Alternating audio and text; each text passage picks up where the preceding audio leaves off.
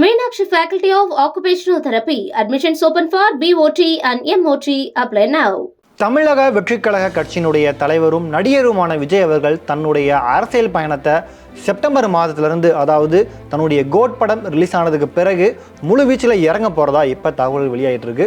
குறிப்பாக அவர் தன்னுடைய மாநாடு, கட்சியினுடைய அந்த சின்னம், கொடி இது எல்லாத்தையுமே சீக்கிரமாக அறிவிக்க போகிறதா அவங்க தரப்புல இருந்து இப்போ தகவல்கள் வெளியாகிட்டு இருக்கு.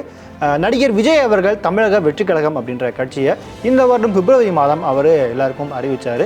ஸோ அவர் இந்த கட்சி தொடங்கினதுக்கு பிறகு தமிழ்நாட்டில் மிகப்பெரிய அரசியல் மாற்றங்கள் வருமா அப்படின்லாம் எதிர்பார்க்கப்பட்டது. குறிப்பாக போன வருஷமே நடிகர் விஜய் அவர்கள் 10ஆம் வகுப்பு மற்றும் 12ஆம் வகுப்பில் ஒரு தொகுதியிலும் நல்ல மதிப்பெண்கள் வாங்கின முதல் 3 மாணவர்கள் தேர்ந்தெடுத்து அவங்களுக்கு பரிசு தொகை வழங்குறது, விருதுகள் வழங்கி கௌரவிக்கிறது அப்படின்ட்டு நிறைய விஷயங்கள் பண்ண ஆரம்பித்தார். குறிப்பாக அந்த மேடையிலே அவர் அம்பேத்கரை படிங்க, பெரியார் படிங்க, காமராஜர் படிங்க அப்படின்னு தன்னுடைய அரசியல் பேச்சை அங்கேயே தொடங்க ஆரம்பிச்சிட்டார். ஸோ அதுக்கு பிறகு லியோ படம் ரிலீஸ் ஆன பிறகு தான் இந்த வருடம் பிப்ரவரி மாதம் தன்னுடைய கட்சி பெயரையும் அவர் அறிவித்தார். நான் முழு நேர அரசியலில் ஈடுபட போகிறதாகவும், அது மட்டும் இல்லாமல் வரப்போகிற லோக்சபா தேர்தலில் நான் போட்டியிட போகிறதில்ல, 2026 சட்டமன்ற தேர்தல் தான் எங்கள் கட்சியினுடைய இலக்கு, அது மட்டும் இல்லாமல் நாங்கள் யார் கூடயும் கூட்டணி வைக்க போகிறதில்ல, தனிச்சு தான் போட்டியிட போகிறோம் அப்படிங்கிறதையும், எந்த கட்சிக்கும் எங்களுடைய சப்போர்ட்டும் இந்த லோக்சபா தேர்தல் கிடையாது அப்படின்ட்டும் அவங்க வெளிப்படையாகவே அறிக்கையில் அறிவிச்சிருந்தார். ஸோ அதுக்கு பிறகு விஜய் அவர்கள் கட்சி ஆரம்பித்ததுனால தமிழகத்தில் எந்த கட்சிக்கு பாதிப்பு ஏற்படும் அப்படின்ட்டு மிகப்பெரிய டாக்கே கிரியேட் ஆச்சு. குறிப்பாக நடிகர் விஜய் மீது நிறைய விமர்சனங்களும் வைக்கப்பட்டது. ஏன்னா நடிகர் விஜய் தமிழக வெற்றி கழகம் அப்படின்னு தன்னுடைய கட்சியை ஆரம்பித்த பிறகு பெருசாக அரசியல் பேசவே மாற்றாரு, பத்திரிகைகளை சந்திக்க மாற்றாரு அப்படின்னு அவர் மீது ஏகப்பட்ட விமர்சனம் வைக்கப்பட்டது. குறிப்பாக எந்த ஒரு தலைவருக்கு பிறந்த நாள் வருது, ஏதாவது இஷ்யூ ஆகட்டும், இந்த மாதிரி எது நடந்தாலுமே அவர் தன்னுடைய எக்ஸ்டர்னல் வாயிலாக ஒரு கருத்து மட்டும் தான் போகிறாரு, அறிக்கை மட்டும் தான் கொடுக்குறாரு தவிர வெளியே வந்து எதுவும் பேசவே மாற்றாரு அப்படின்ட்டு அவர் மீது ஏகப்பட்ட விமர்சனங்கள் வைக்கப்படுது.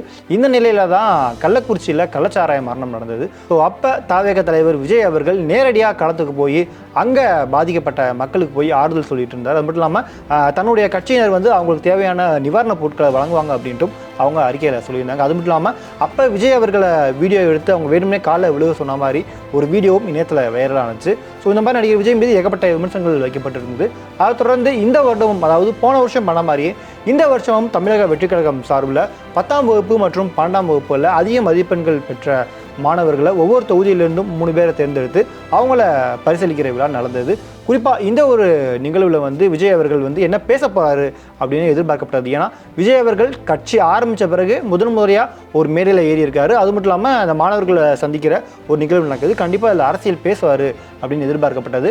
அதே மாதிரி மாணவர்கள் தான் எதிர்காலத்தில் நல்ல நல்ல தலைவர்களை தேர்ந்தெடுக்கணும் தமிழ்நாட்டுக்கு.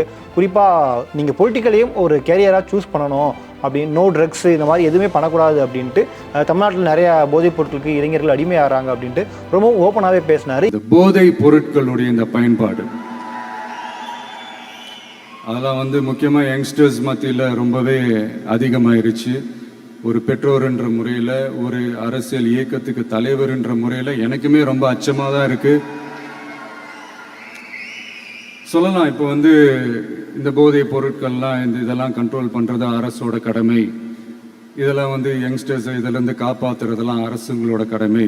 இப்போ ஆளும் அரசு அதெல்லாம் தவற விட்டுட்டாங்க அப்படின்றத பற்றிலாம் நான் இங்கே பேச வரல, அதுக்கான மேடையும் இது இல்லை. நான் என்ன சொல்ல வரேன்னா, சில நேரத்தில் அரசாங்கத்தை விட நம்ம லைஃப்பை நம்ம தான் பார்த்துக்கணும், நம்மளுடைய சேஃப்டியை நம்ம தான் பார்த்துக்கணும். இந்த ஒரு சில அரசியல் கட்சிகள் செய்கிற இந்த பொய்யான பிரச்சாரங்களை எல்லாம் நம்பாமல், எது கரெக்டு, எது தப்பு, எது உண்மை பொய்ன்னு இதை அனலைஸ் பண்ணி பார்த்துட்டு நல்ல தலைவர்களை தேர்ந்தெடுக்கக்கூடிய ஒரு விசாலமான ஒரு உலக பார்வை உங்களால் வளர்த்துக்க முடியும். அது வந்துட்டாலே அதை விட ஒரு சிறந்த அரசியல் வேறு எதுவுமே இருக்க முடியாதுங்க. அதை விட நம்ம நாட்டோட வளர்ச்சிக்கு நீங்கள் செய்ய போகிற அந்த பங்களிப்பு வேறு எதுவுமே இருக்க முடியாது. இது வந்து தமிழ்நாட்டில் வந்து நல்ல தலைவர்களே இது வரைக்கும் இல்லையா, விஜய் ஏன் இப்படி பேசுகிறாரு, ஸோ விஜய் இப்படி பேசுறதை பார்த்தா அவர் வந்து திமுகவுக்கு எதிராக தான் பேசுகிறாரோ அப்படின்ற மாதிரி அவர் மீது ஏகப்பட்ட விமர்சனங்கள் வைக்கப்பட்டது. குறிப்பாக கள்ளக்குறிச்சி சம்பவம் நடந்தபோது கூட தமிழக அரசு வந்து இதை முழுமையாக கட்டுப்படுத்தணும், தமிழக அரசு வந்து சரியாக செயல்படலை அப்படின்ற வகையில் தான் விஜய் அவர்களுடைய அறிக்கையும் இருந்தது. ஸோ விஜய் வந்து திமுகவுக்கு எதிராக தான் தன்னுடைய அரசியல் பயணத்தை துவங்கியிருக்காரு அப்படின்ற அளவுக்கு அவர் மீது விமர்சனங்கள்லாம் வைக்கப்பட்டது. அதே மாதிரி இந்த வருடம் நடந்த இந்த விருது வழங்கும் நிகழ்வு வந்து 2 டேட்டில் நடந்தது. கடைசியாக 2வது நாள் நடந்த நிகழ்வில் விஜய் அவர்களுடைய பேசி கவனிக்க வச்சது. அதாவது நீட் தேர்வு தமிழகத்துக்கு வேணாம் அப்படின்ற வகையில் மாநில கல்விக் கொள்கைக்கு எதிராக விஜய் அவர்கள் பேசியிருந்த விஷயம் வந்து பலரையும் கவனிக்க வச்சது. ஏன்னா நீட் தேர்வு பற்றி திராவிட கட்சிகள் அதாவது திமுக அரசு வந்து தொடர்ந்து பேசிட்டு இருக்க நிலையில் இப்போ விஜய் அவர்கள் திமுக மாதிரியே பாஜகவுக்கு எதிராக தன்னுடைய அதாவது மத்திய அரசுக்கு எதிராக தன்னுடைய கொள்கைகளை முன்வைக்கிறாரா? நீட் தேர்வு பற்றி விஜய் பேசின விஷயம் இந்திய அளவில் வைரலாச்சு. இந்த நீட் வந்து இந்த மாநில உரிமைகளுக்கு வந்து எதிரானதாக இருக்குது. நீங்கள் 1975க்கு முன்னாலே பார்த்தீங்கன்னா இந்த கல்வி வந்து மாநில பட்டியலில் தான் இருந்துச்சு. உங்கள் எல்லாருக்குமே தெரிஞ்ச ஒரு விஷயந்தான். அதுக்கப்புறமா தான் அது ஒன்றிய அரசு வந்ததுக்கப்புறம் அது பொது பட்டியலில் அது சேர்த்தாங்க. எனக்கு தெரிஞ்சு அதுதான் வந்து ஒரு முதல் பிரச்சனையாக ஒன்று ஸ்டார்ட் ஆச்சு. ஸ்டேட் சிலபஸில் படிச்சுட்டு NCERT சிலபஸில் வந்து தேர்வு வச்சா அது எப்படிங்க? அதுவும் கிராமப்புறத்தில் இருக்கிற மாணவ மாணவிகள், அதுவும் அவங்களுடைய மருத்துவ படிப்புக்கு கொஞ்சம் யோசிச்சு பாருங்க, இது எவ்வளோ ஒரு கடினமான ஒரு விஷயம்னு. ஸோ விஜய் அவர்கள் திமுகவை எதிர்க்கல, அவர் மத்தியில் இருக்கக்கூடிய பாஜக தான் எதிர்க்கிறாரு அப்படின்ட்டு திரும்பவும் இந்த மாதிரி அவர் மீது விமர்சனங்கள் வைக்கப்பட்டது. இந்த நிலையில தான் அவர் நாம் தமிழர் கட்சி கூட தான் கூட்டணி வைக்க போறாரு, சீமானும் விஜய் அவர்களும் சேர்ந்து தான் 2026 சட்டமன்ற தேர்தலில் போட்டியிட போறாங்க அப்படின்ற அளவுக்கு நிறைய கருத்துக்கள் பரவிட்டு இருந்தது. குறிப்பாக விஜய் அவர்கள் அந்த மேடையில் பேசினதுக்கு பிறகு அதிமுகவிலிருந்து பல அமைச்சர்களும் விஜய் அவர்களுக்கு ஆதரவாகவும் பேசினதை நாம் கவனிக்க முடிஞ்சது. ஸோ இந்த வகையில் தான் நடிகர் விஜய் இப்போ கோட் படத்தில் நடிச்சிட்டு இருக்காரு. அதுல படம் போஸ்ட் ப்ரொடக்ஷன்லாம் ஒர்க் இப்போ போயிட்டுருக்கு. செப்டம்பர் 5ஆம் தேதி இந்த படம் ரிலீஸ் ஆகுது. இந்த நிலையில் இந்த தமிழக வெற்றி கழகத்தினுடைய மாநாடு எங்கே நடக்க போகுது, கட்சி கொடி சின்னம் இதெல்லாம் எங்கே அறிமுகப்படுத்த போகிறாங்க அப்படின்ற ஒரு எதிர்பார்ப்பு எல்லாருக்குமே இருந்தது. ஸோ அந்த மாதிரியான தகவல் இப்போ கொஞ்சம் கொஞ்சமாக வெளிவர ஆரம்பிச்சிருக்கு. அந்த வகையில் தமிழக வெற்றி கழக கட்சியினுடைய மாநாடு வந்து திருச்சியில் நடக்க போகிறதா கிட்டத்தட்ட தகவல்கள் வெளியாகிட்டு இருக்கு. ஆனால் இது வந்து ஒரு மாநில மாநாடு, அதை தவிர்த்து 4 மண்டல மாநாடு, அதாவது 4 பகுதிகளில் மண்டல வாரியாக ஒரு 4 மாநாடுகளை பண்ண போகிறாங்களாம். ஸோ அதுக்கு பிறகு தான் ஒட்டுமொத்தமாக சேர்த்து ஒரு மாநில மாநாடு நடத்த போகுது. ஸோ அந்த மாநில மாநாட்டில் தான் விஜய் அவர்கள் தன்னுடைய கட்சியினுடைய அந்த சின்னம் கொடி இது எல்லாத்தையும் அறிமுகப்படுத்துவார் அப்படின்னு எதிர்பார்க்கப்படுது. அது மட்டும் இல்லாமல் 100 சட்டமன்ற தொகுதிகளை இணைக்கிற வகையில் தவேக தலைவர் விஜய் அவர்கள் ஒரு நடைபயணம் மேற்கொள்ள போகிறாரு அப்படின்ற தகவல்களும் வெளியாயிருக்கு. ஸோ நடிகர் விஜய் அவர்கள் தொடர்ந்து தன்னுடைய அரசியல் கட்ட பயணத்தை வந்து பண்ணிக்கிட்டே இருக்காரு. இந்த ஒரு விஷயங்கள் அதாவது இந்த மாநாடு இந்த நடைபயணம் இதெல்லாம் செப்டம்பர் அல்லது நவம்பர் மாதத்திலிருந்து ஆரம்பமாகும் அப்படின்னு எதிர்பார்க்கப்படுது.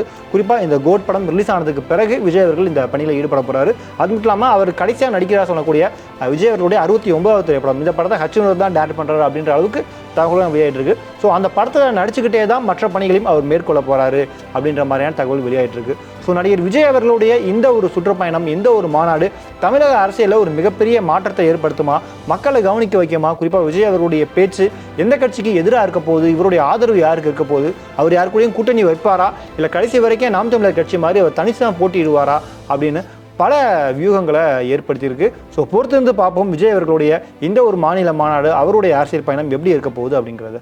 Meenakshi Faculty of Occupational Therapy. Admissions open for BOT and MOT. Apply now.